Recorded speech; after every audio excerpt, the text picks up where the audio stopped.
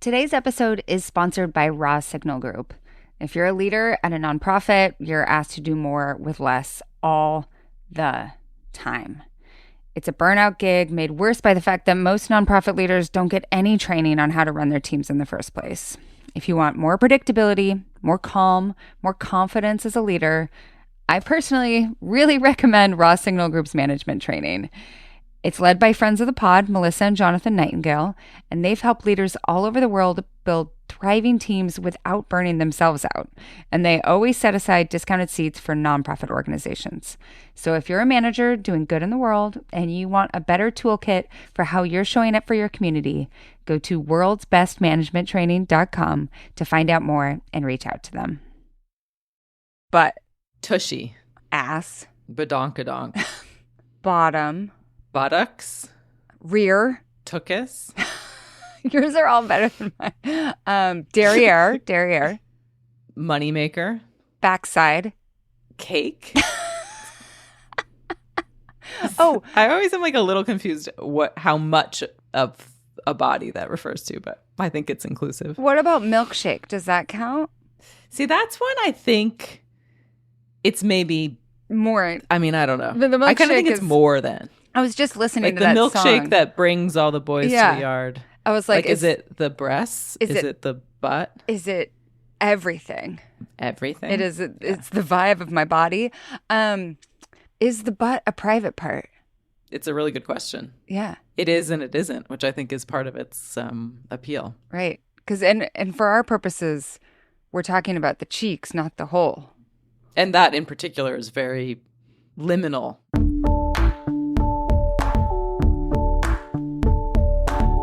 I'm Anne Helen Peterson, and this is the Culture Study Podcast. And, sometimes we have people who come to the Culture Study newsletter, do a Q&A. It's amazing. But I still want to talk to them more because there are lots of different things that I want to ask that didn't fit into, a written response. And then also we get a lot of reader questions. So this is going to be a podcast companion to our previous deep dive on butts, a backstory. If you haven't read the newsletter, I highly recommend it, but you can also listen to this episode all on its own. So the author of Butts, a Backstory is Heather Radke. Thank you so much for being here. Oh, thanks so much for having me. It's a real honor.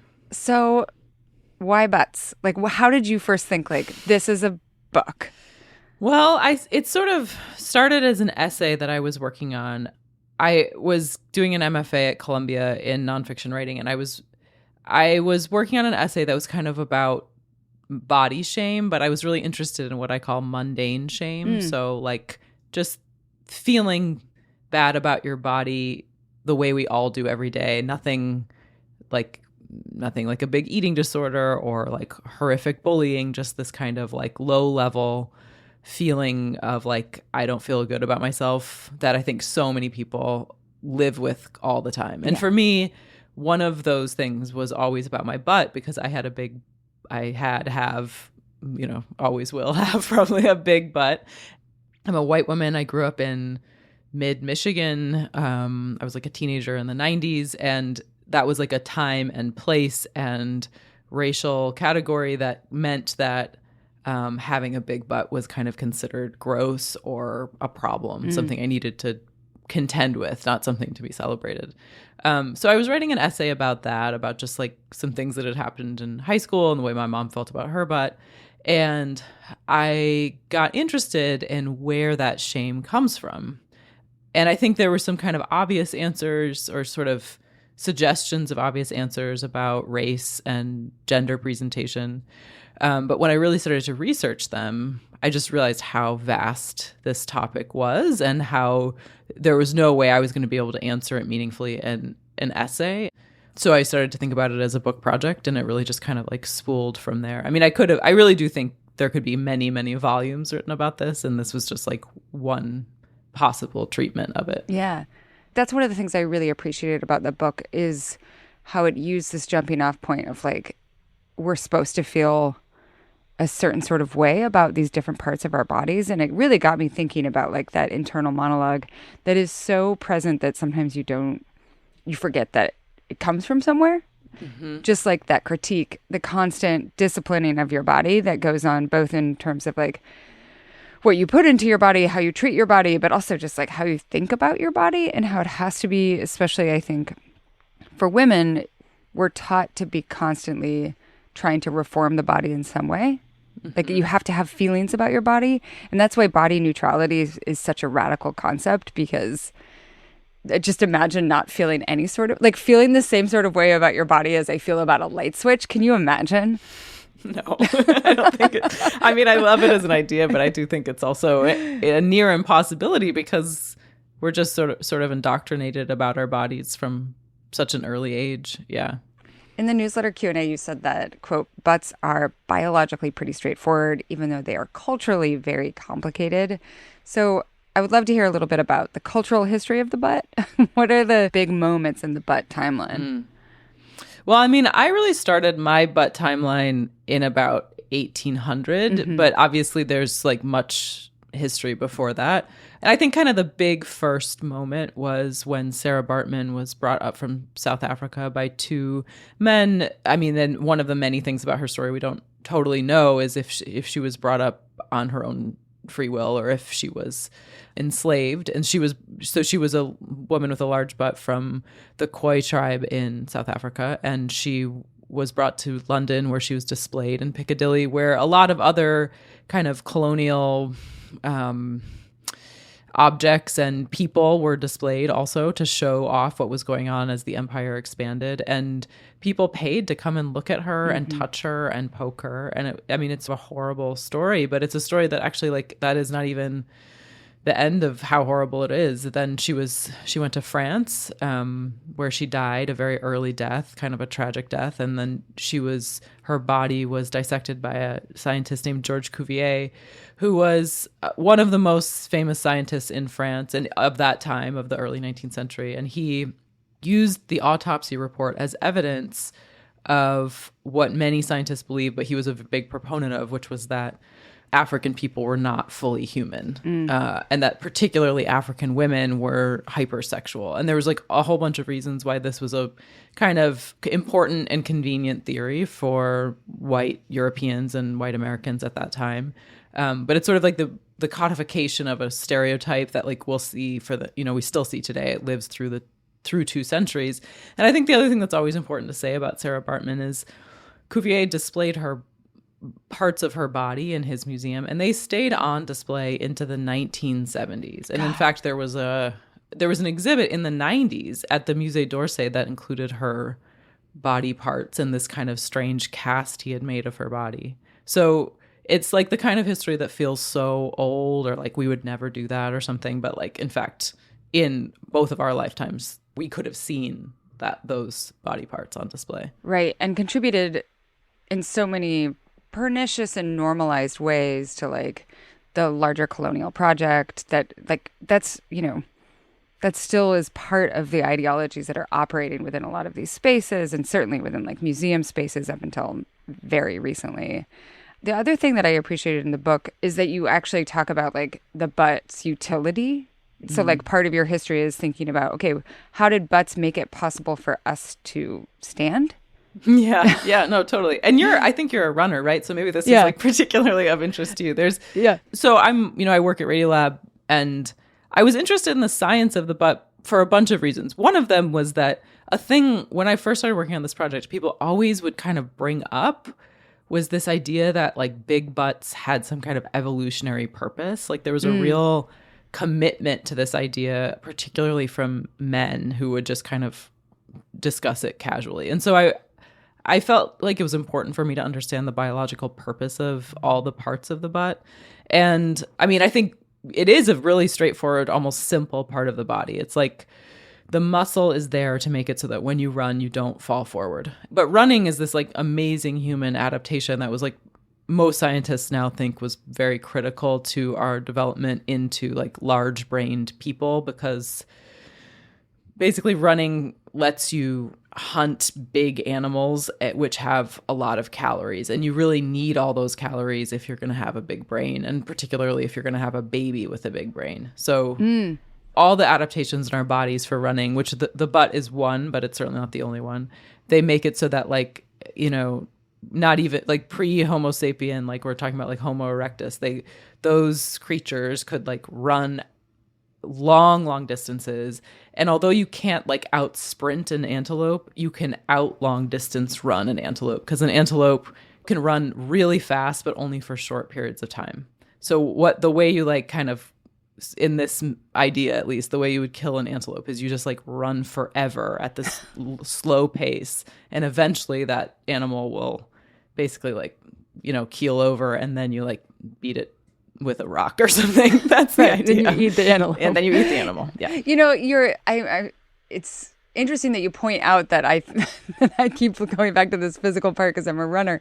And it's really true though. The more I thought about it, like one of my tweaky areas as a runner is in my right glute. And I like, that's a word for butt, right? Is glute. Right. And you only say it though when you're talking about like a sporty thing, right? Right. But when I go to my sports massage therapist, like he goes to town on my right glute. Like he is up in there in the butt, and it never feels weird or sexual or like an abject area or anything like that. I'm just like, oh, it is a place in my body that's so many, I hold tension there. So many other parts of like my stride connect there. And thinking of it through that lens of this is what makes my body do what I want it to do has made me think about it differently. Like, and part of that is naming it glute. And part of it too is just being like, this is what allows me to run. Like I need to keep it healthy. Totally. Yeah. I mean, it's an amazing part of the body. I mean, it's the biggest muscle in our bodies. I think it's the biggest, like, of that kind. I think your intestines are probably a bigger muscle. And then also the fat on our butts, which I found very profound when I talked to the anthropologist about this, like that, women need a lot more fat than men, or females need a lot more fat than males, really. If you're going to be a person who has a baby, there's this, like, you need to have a lot of fat to store estrogen, but really it's because you go through so many calories when you're pregnant, and then really it's breastfeeding because you just like pound through these calories while you're breastfeeding. And so basically you have to store a lot more fat on your body. And that fact I found quite profound, because we have more fat on our bodies than almost any other animal on the planet, except for like whales. That's a lot. That's like a lot of fat. And no one's like, oh, that whale is so fat. They're like, no, that whale has like the correct amount of fat to like allow it to sustain life and like live in the ocean. Yeah. And I mean, it's like a biological necessity. It's not. Yeah. And that one of the things I really liked finding out was this idea that fat doesn't show up on the fossil record, which is like a very obvious thing if you think about it. But what that means, fat, it doesn't show up. Just like by the way, like hair doesn't show up, like penis size doesn't show up, like flesh doesn't show up. So there's a lot of things you have like some sense maybe that you know what like ancient man looked like, but like we don't. No. We have no idea. And it's important that we kind of remember that, because a lot of our fantasies about like what a correct body looked like come from some really kind of not scientific idea about like the original human. Right. Breasts too, right? Like totally. There's no record. The breasts are gone. And I think that like whatever we have of these representations, it's extrapolated from our current understanding of like what a hunter and gatherer would look like what that body would look like. Right. And there's probably, depending on the climate, depending on the diversity of life, it's like probably all kinds of bodies looked all kinds of ways then, just like they do now. So, I mean, there's obviously all kinds of studies about like the way that there's been more fat over the last 100 years or something. Like there's all, like, I don't mean to say any of that's not real. It's just that like, I think we have to always kind of question our ideas about things like what is like the perfect body or the original body, or like one of the things that would come up a lot when I was at parties and talking about this book was people would say things like women with big butts are more fertile. But that's like this really messy evolutionary psychology thing that really took hold in the 90s and just got into every major magazine, including like The Atlantic and, I mean, sure, like Maxim and these kind of men's magazines, but also into mainstream publications that were like, because the studies are so funny. Like the word butt really goes a long way. Trust me. And so like be able to write a headline about that, the science was never very good, and it's just not true. You're saying that like there were studies that were pretty bad that people saw and were like, oh, this would be a good headline.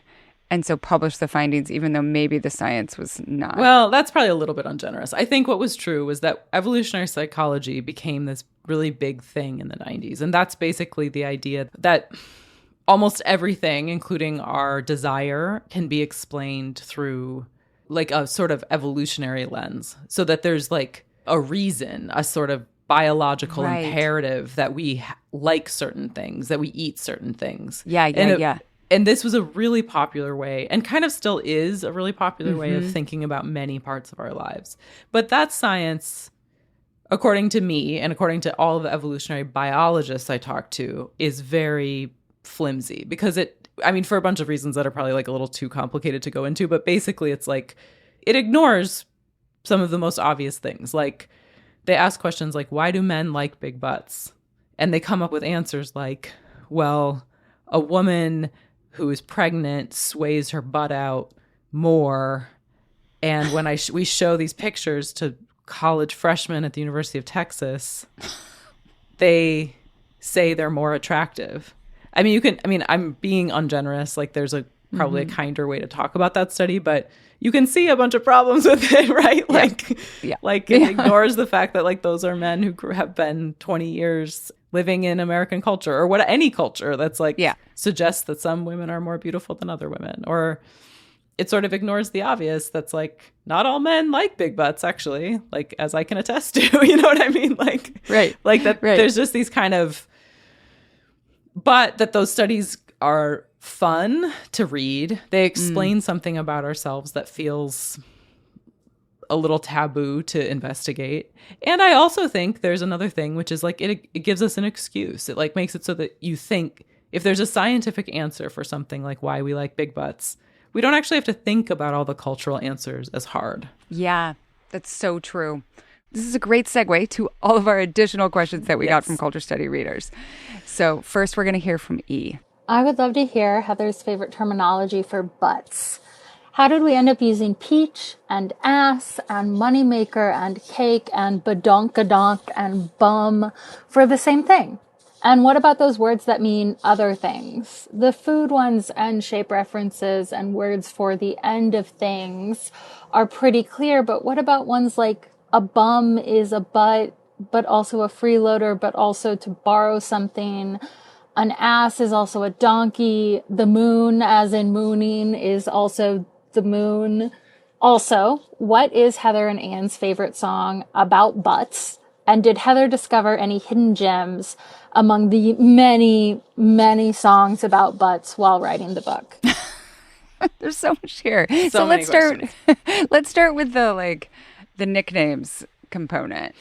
Well, I'm like a big proponent of just saying butt because I feel like the whole thing is like there's no correct word. Like there's no, like, what is it? Like it's turtles all the way down. I don't even totally know what that means, but that feels like the right thing here to say. Butts like all the way down. It is. Because there's no like, it's not like breasts where there's like a word that if you went to the doctor, you would say it and it would be the right word. And it wouldn't be super embarrassing either. It would just sort of be like, this is the thing.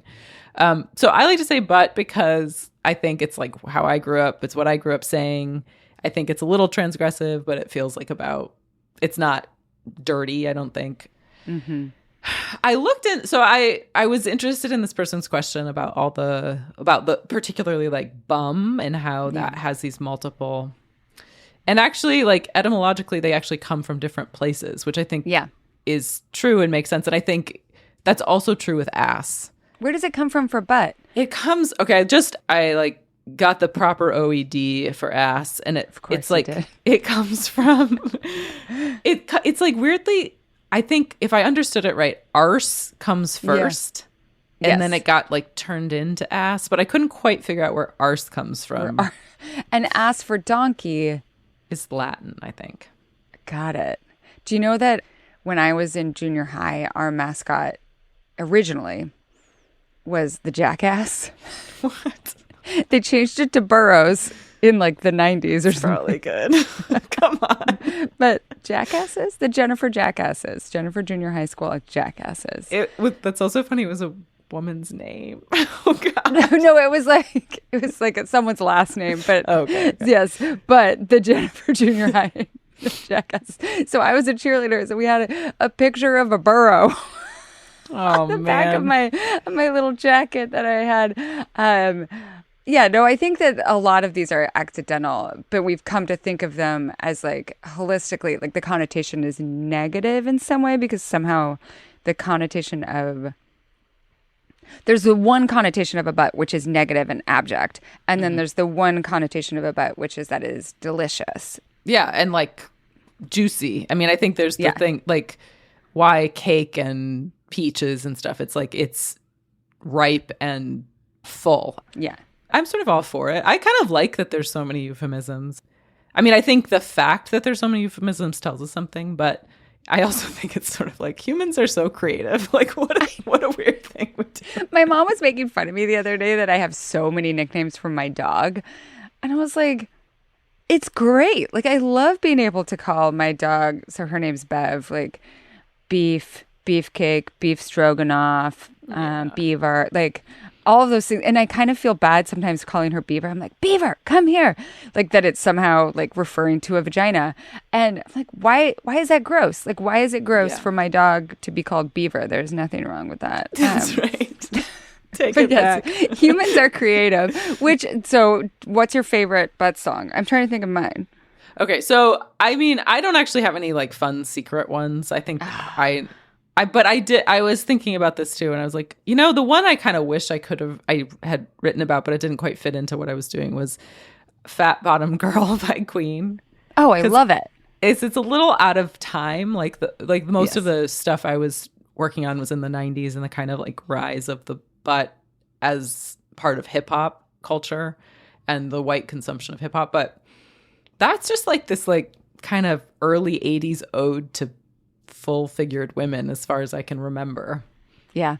And I remember too, we had Queen's Greatest Hits that was on like just constant play in my house. And I just always, when it got to Fat Bottom Girls, like it made me giggle a little bit. Like it seemed transgressive in that way. But you can tell that like Freddie Mercury and the rest of Queen, that they don't think it's gross, right? Like it's not exactly a joke. Right? They're not like trying to like make fun of these girls. No, they think it's hot. And I think it's interesting when I can't remember the year it came out, but it's early enough that it's kind of interesting because it's at a time when a lot of the women I interviewed who were adults at that time, they would have thought it was gross. Like I think most white women and most mainstream beauty ideals at that time were definitely like no butt. You could have like a strong butt maybe, but even that is like just coming into fashion. So yeah. And I don't think it was Freddie Mercury. I think it's who's the other guy in Queen? Oh, did he write it? It's who's the other dude? What's his name? Another dude. Brian May. Yes, Brian May. It's Brian Bless May. you, Melody. I think it's Brian May. All right. So our next question is from Sarah. In addition to all the great observations about femininity, fashion, and whiteness, I'm curious why butts are funny. Why is mooning a prank or sometimes bullying? Why do kids crack up about butts? No pun intended. Is it just about the taboo of it all? Are there other cultures where butts aren't funny? Okay, this is something I was really interested in, actually, especially since the book. I actually wrote an op-ed that never quite went anywhere about why kids like butts so much. And also this, just to answer the previous question, I think mooning is just pretty straightforward. Like, it looks like the moon. If you're a white person and you show your butt, it looks like the moon. I think. That's my guess on that one. I think butts are fun. I think kids find butts funny because it's kind of the dirtiest thing that's still allowed. Yeah. And I think they're I think they are transgressive, and it's for like the most obvious reasons. It's like where your poop comes out of. It's where you fart. Like there's all these noises and sort of disgust that is there, but it's also like at a certain age you're talking a lot about it. You're like trying to figure out these like what's private and what's public, and this is like a thing you're allowed to laugh about, and like know you'll get in a little bit of trouble, but no one's like, you know what I mean? It's not that bad if you're 6 and you say butt, but if you said, the F word or something, like things would be bad, right? I think that's sort of my impression about it. And I did talk to a bunch of parents who have kids. Like I have a kid, but she's too young for any of this to kind of quite come into the frame yet. But that's my impression from talking to parents about it. So I think that they just occupy this really interesting place of being off limits, but not totally off limits. It's like you can show your butt. You just can't show your butt crack. And even on Instagram, actually, the butt occupies a really interesting place in the history of Instagram because it's kind of the dirtiest thing you can show on Instagram, but sometimes they'll ban it. Yeah. Like there's this woman who makes these like little Christmas ornaments of women's butts. And I just saw that she got somehow like her images of this like very like benign, it's not even a real butt, it's a representation of butt. She got like taken off of Instagram or something. Or not her whole thing, but like her images started to get censored. Yeah. And it's this thing that Instagram sometimes goes through some kind of anti-butt thing. But part of why Kim Kardashian got so popular was because she figured out, I mean, I don't know if it was conscious, but she was showing the thing that was dirtiest that you could show on Instagram in the earliest days of Instagram. Right. And that's why kids like it too. It's like the dirtiest thing. I have a quick story, which is that my best friend's kids, who I take care of a lot, one of them was down at the beach and they were climbing with some friends on a driftwood fort, and the fort collapsed and one of them got hit by some driftwood. He's totally fine, but had to go to the emergency room. And while I was waiting in the emergency room, he wasn't in pain. He was just like bored and mad. And he was like telling the story of what happened. And he was like, and then that asshole log fell on me. He just kept calling the piece of driftwood an asshole.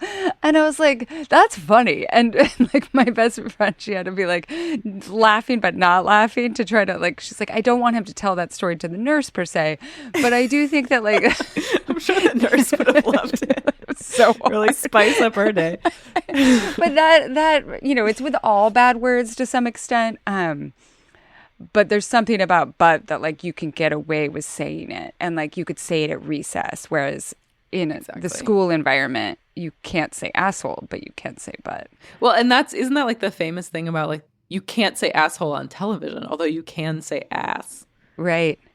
Or at least that used it's to the be. whole. It's the whole. It's the whole part that's really upsetting to people. Another kid's story is that we were just texting these friends, like these little kids. One's in the 4th grade. We're texting him on his iPad about like, oh, do you know where we are? Because we were overseas, my partner and I. And he responds just on the fly, up your butt. And it was so, like, all of us laughed. Like, his parents laughed. Like, all of us. And like, you know, where did he learn that? I don't know. Like, just like when someone probably on the playground was like told that joke, or like heard it from one of their parents, or saw it on a TV show. But like, it's just funny. I don't know. I know, it is funny. Yeah, do you feel like you have any other insights about like what about it is so funny? No.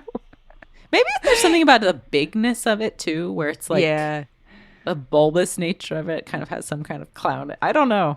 I mean, totally. It's just like, you know how there are parts of your body that are like, noses are funny, eyebrows super funny. I think that butt is like in that category of these parts of your body that have developed for whatever reason that are weird. Like the shape of an ear. Like an ear is really funny. I love that you think all these. I'm like, are they funny? I mean, yeah, they're funny. Yeah, shape of an ear is funny. I mean, bodies are funny. I don't know. That's the other thing. That's the other thing about like the charged nature of a body. Like I really do think body neutrality is such a good idea, and I'm all in for that. But there is this other thing that I think is true, which is like bodies just aren't neutral. They're so strange and beautiful and funny, and I mean, they're not light switches. They're cool. Like, yeah, they're dynamic and weird. And like, I don't know, my daughter learned to pick her nose when she was 6. I was just like, that's a thing? Like, you have a hole in your body you can stick your finger into. Like, right. And like, there's like, you pick it and then sometimes it tastes good. Like, what a marvel. I know. It's just, I don't eat my boogers, just to be clear. But what's or do you? I mean, boogers are also funny. Poop is funny. Like, there's so many things that are funny about bodies. Okay, so our next question about butt discourse comes from Liz. How did you learn to talk about butts as a kid and body parts generally? How do you think that impacted your relationship with your body today? Wow. This is a great question as like a continuation of this how we're thinking about kids right now. I think all the time about like my friend growing up whose mom called her vagina her cat. Whoa. Like your cat So is showing, confusing. or like don't show me your cat. Like what an interesting relationship with your vagina calling it a cat. That's really intense. Also, like potentially very confusing when a child encounters an actual cat. So I'm trying to think about my relationship with my butt. I think my mom was like, she was one of those like mindful moms that isn't, she's liberal today and she was liberal then, but wasn't like super like you should get to know your body or explore your body or that sort of thing. She did call it a butt. I think we were allowed to call it butts, and she called it like vagina and penis and that sort of thing. What about you? I mean, I think we called it a butt. I mean, I should know. I've been thinking about it for 5 years. I mean, I had an older brother, and I think that one of the things I was thinking about the playground is I feel like that's just like up your butt is like a joke that's just been passed down from like 1-7 year. Like grown-ups aren't involved in that joke. It's like it's like somebody's brother. It's like why we all like the Smiths for a couple of years at some point in our lives. It's like somebody's brother got involved in our lives. What adults aren't involved in is the passing down of the song Jingle Bells, Batman Smells, Robin laid an egg. Exactly. Like that is still on the playground. It and is? Yeah. And the S that you do 3 lines and then 3 lines and then you connect the things like that S, all of those things. Adults not involved. This is not our concern. Yeah. I mean, so I think the word butt, well, I don't know. I guess I just feel like my brother was definitely like making jokes about butts and that was part of our lives. But I mean, my mom I write about this in the book. I feel like I sometimes, like a year into publicity for this thing, I'm like, still talking about your butt, Mom. She has a big butt, and she had a very fraught relationship with her butt, even as she tried really hard for me to not have a fraught relationship with mine.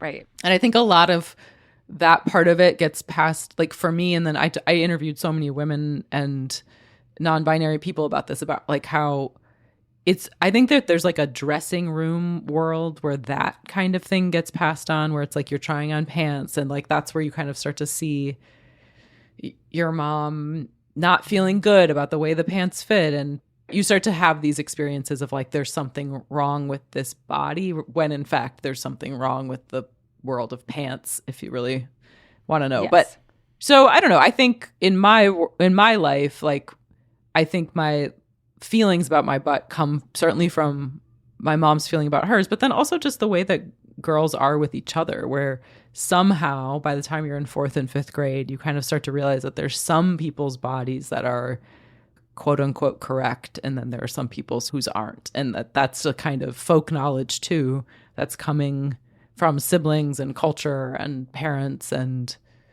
it feels unknowable. But I mean, that was part of what I wanted to figure out, was like to know where some of those things were coming from.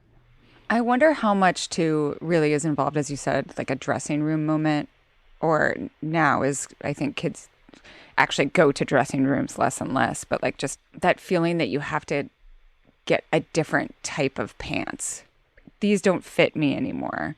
Right. Or the feeling of growing out of your pants in some way, breaking pants, which I think everyone has had some sort of experience with that. Like it just gives you, when you break a pair of pants for whatever reason, it gives you a feeling that like somehow it's your body's fault instead of like you said, the poor construction of the pants fault. Yeah, totally. Like you're just like living an active life in your pants, and your body's not doing anything wrong in that capacity.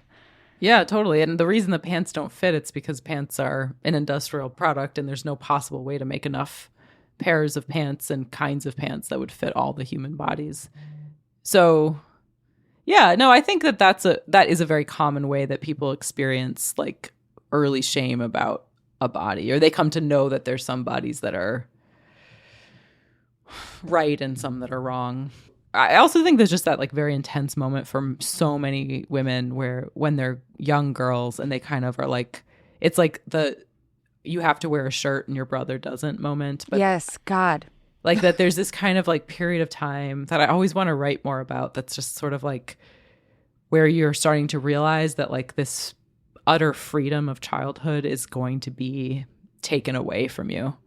There is something interesting that comes on the other side, but that for girls especially, there's a kind of, an unfreedom. You know, you have to cover yourself up. You're going to have to like be more careful, and like this, you're going to get your period. This thing's going to happen. Like you need to like be more aware of the body that is coming in this way that feels really, I mean, I think it could be exciting, but for so many people, I think it's quite sad.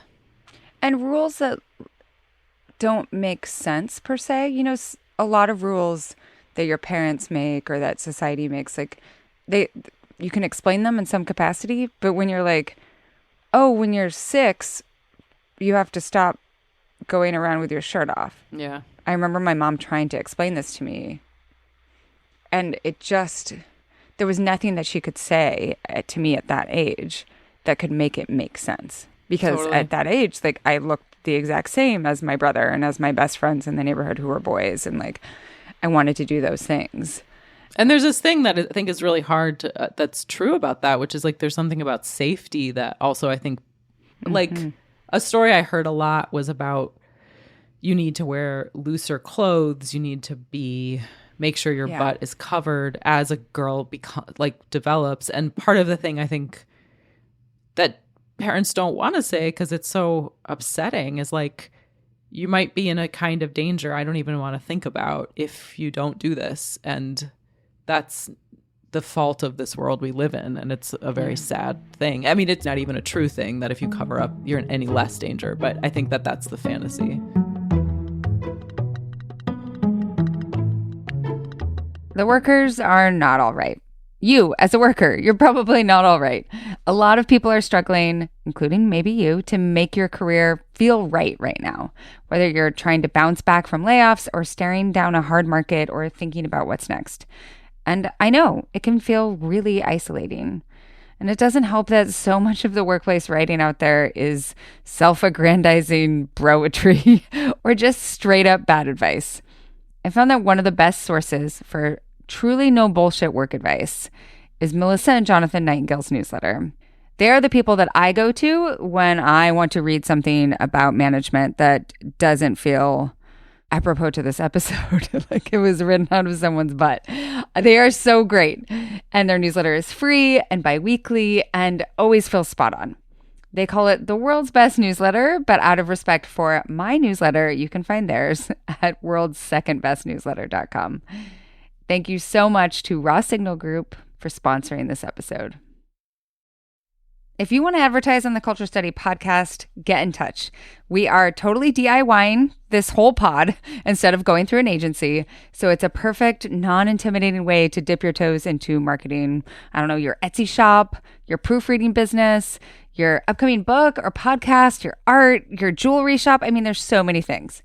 You can even request a birthday shout out for your best friend who maybe is also a listener of the pod, and it will be a total surprise. We won't accept advertising from any shady companies or MLMs or anything even remotely related to diet culture or turfism or Trumpism or bigotry, broadly defined. But if that's not you, drop us a line at culturestudypodcast@gmail.com.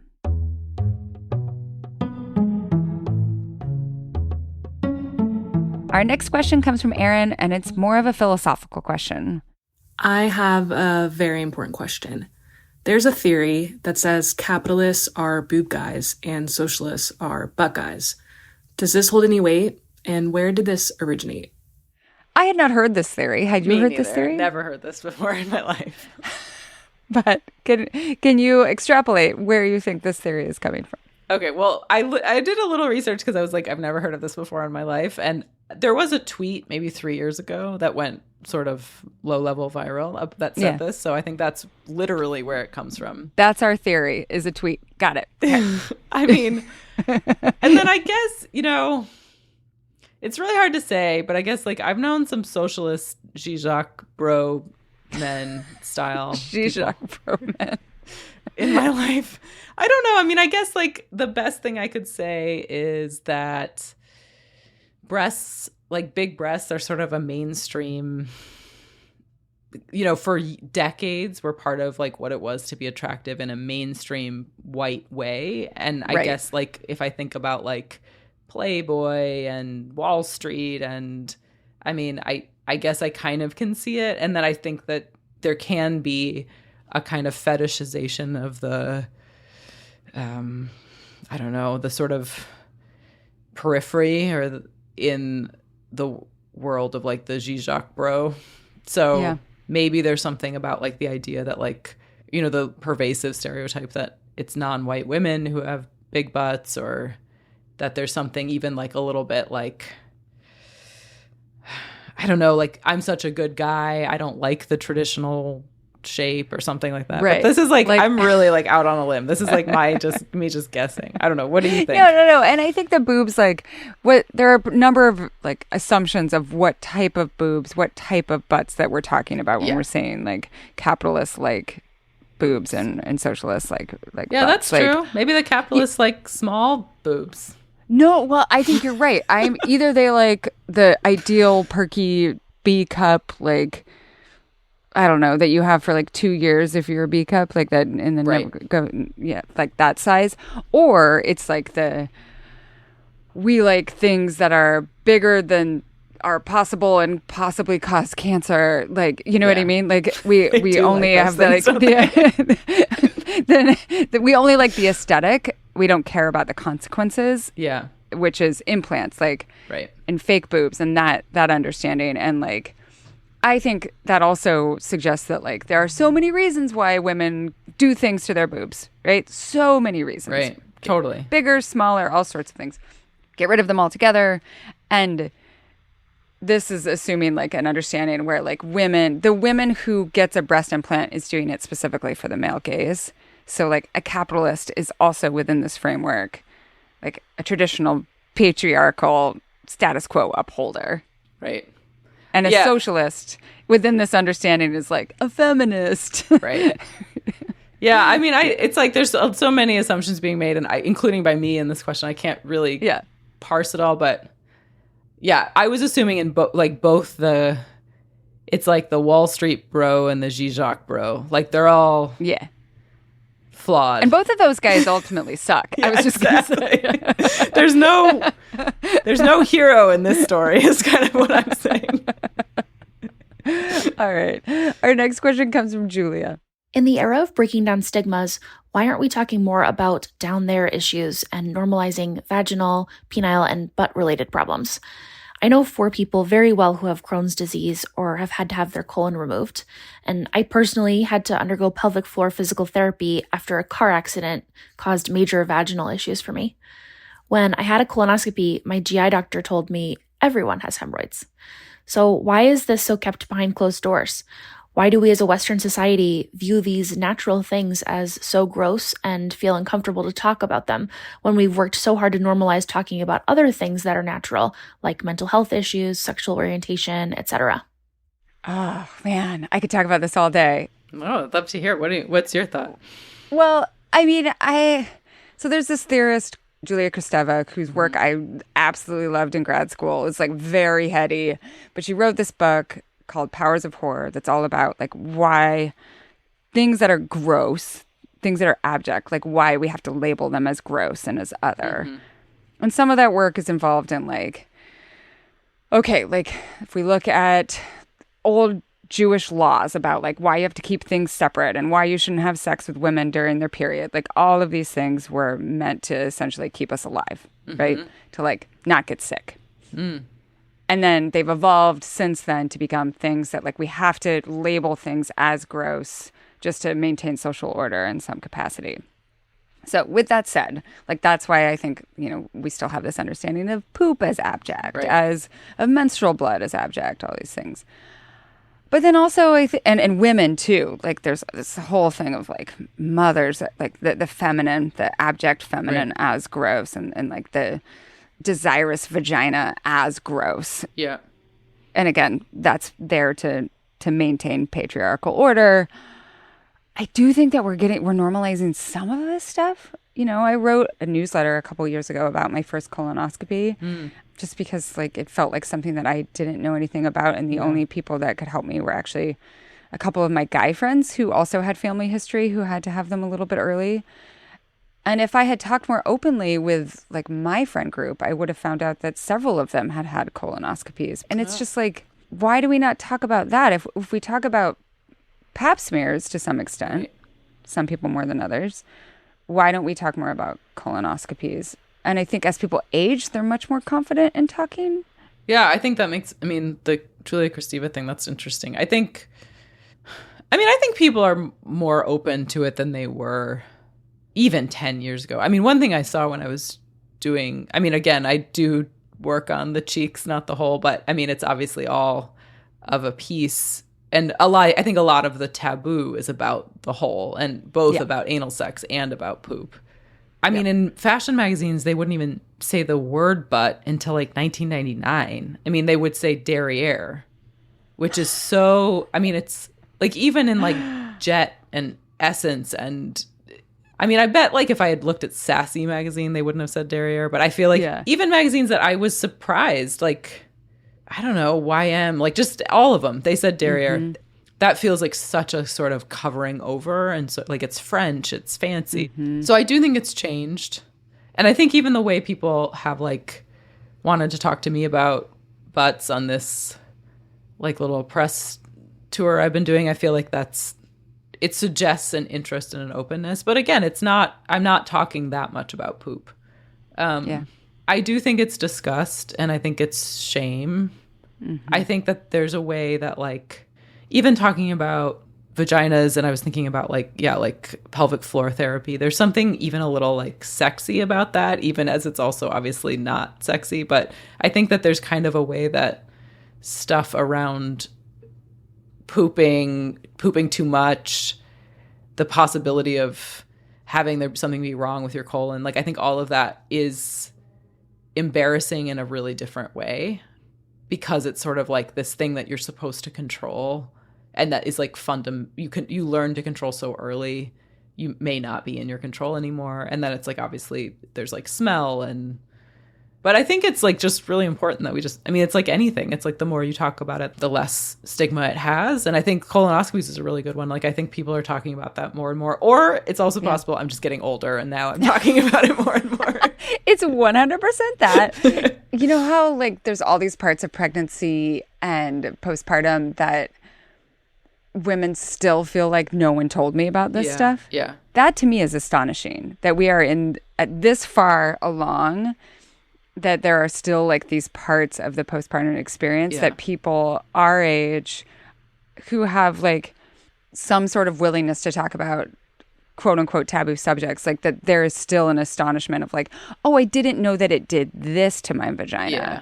But I also think, well, I mean, one thing, having just gone through, not just, but relatively recently gone through a pregnancy and birth and postpartum, I mean, there's also just a lot. Like I started to wonder about with some of that stuff, like, of course, some of it is shame and some of it is taboo, and it's, thousands of years of shame and taboo. Right. I think that there's also a life cycle question, like that there's a set of information maybe you don't need to have until you're actually pregnant and postpartum. And that there's a way that like having it might freak you out too much. And then it's not that bad anyway, like... Yeah, like I had a C-section. It hurts to cough. It's like, you feel crazy when you poop the first time, but like, and then it's fine. Like a few weeks later, it's fine. And like maybe me knowing that and in intimate detail ahead of time wouldn't have helped. It just would have made me feel scared. I don't know. I guess that even with the colonoscopy stuff, it's like, it's good for us to just talk about it like it's a normal thing, like going to the gynecologist or whatever, but also like, I guess maybe I'm just thinking out loud here. Maybe I'm making an argument for like, not making it such a big deal. Yeah. And also not hiding it. Like that by doing it the middle way, you're also kind of, that's what makes it feel normal. When it's not like super sensational, like wait till you're 40 and then this, like, and then it's a horror show. Exactly. Like have a baby and your body turns into a monster. Exactly. I think that, it's also part and parcel of this move towards like, well, we're not going to use blue liquids to demonstrate like how tampons work anymore. Right, exactly. Right. And I just remember growing up, like seeing so many commercials that I'm sure kids have no exposure to anymore because they don't watch like broadcast television. Right. For hemorrhoid cream and hemorrhoid wipes. Oh, yeah. And being like, I don't know what those are because no one ever says. Like a Preparation H commercial would never say like what it was. And if they just would say it, like maybe we would be less freaked out when you get them, which many people do over the course of their, like most people. Yeah. When I was knocked out from my last colonoscopy, I apparently had a long conversation about hemorrhoids with the people who were doing the procedure. I have no memory of it, but he told me afterwards. Well, I'm sure he appreciated it. But it's true. I mean, hemorrhoids is a great example because like I don't think I really knew what a hemorrhoid was until I was pregnant. And then I was like, they were like, well, have you had a hemorrhoid? And I was like, can you just tell me what it is? But I actually think because I'm a reporter, I actually am way more willing to ask a question like that than most people. Yeah. Like I'll ask a stupid question to a doctor. And I mean, it's not stupid because it's like, they're like, nobody ever asks, but this is what it is. And you're like, maybe tell them, like maybe just be like, FYI, if no one ever told you what a hemorrhoid is, here's a picture and some information. What if you could like go to the doctor when you like graduate from high school and they're just like, none of these are a huge deal. Like these are just things that happen as you get older. Totally. Like, here's what a hemorrhoid is. If it gets really bad, this is what it will feel like. And this is when you should come to a doctor, right? Yes. So instead of doing all of our frantic Googling, where if you Google hemorrhoid, it just comes up with like all these horrible representations, that you just be like, oh, that's a hemorrhoid. It would be really useful. I know, just some really simple patient education. It'd probably help them too. I bet people come to the doctor all the time and they're like, oh my, this horrible thing is happening and it's such a big deal. And they're like, try Preparation H, like it's a real lifesaver. This is our PSA to anyone listening that hemorrhoids are not a big deal. There are many creams and other things available. Also, a bath of Epsom salts works for a lot of people. For most people, it too will pass. That's right. But also, we are here. If you ever want to like ask us more body questions, we'll I mean, I'm no expert, but I'll talk about it. We're not experts, but we'll talk to you about hemorrhoids. This has been a total pleasure. Thank you so much for coming on the show, Heather. Where can people find you online or on the podcast app if they want to find more of you? Thanks so much for having me. It was really great. I'm sort of like have a weird relationship with social media, but I'm on Instagram. I'm Radke on Instagram. And I work for Radiolab, so I'm working on some stuff for them right now. And yeah, just in the interwebs at various places. Thank you again. This has been great. Thank you so much. If you're a paid subscriber, stay tuned for today's AAA segment. I'm answering a question about what to do when it feels like you have too many friends. I know, rough question.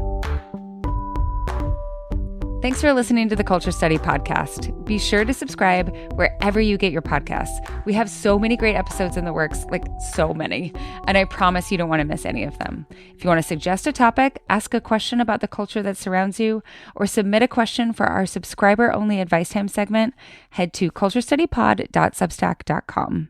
That's also where you can support the show and get bonus content. It's $5 a month or $50 a year, and you'll get ad-free episodes, an exclusive advice time segment, weekly discussion threads for each episode, and a link to a special Google form so your questions go to the front of the line. If you're already a Culture Study newsletter subscriber, you also get a really good deal. If you don't know how to make that work, just let me know. I'll send you all of the details, but you might also already have it in your inbox. And remember that your subscriptions make this show sustainable. We're not supported by any big company.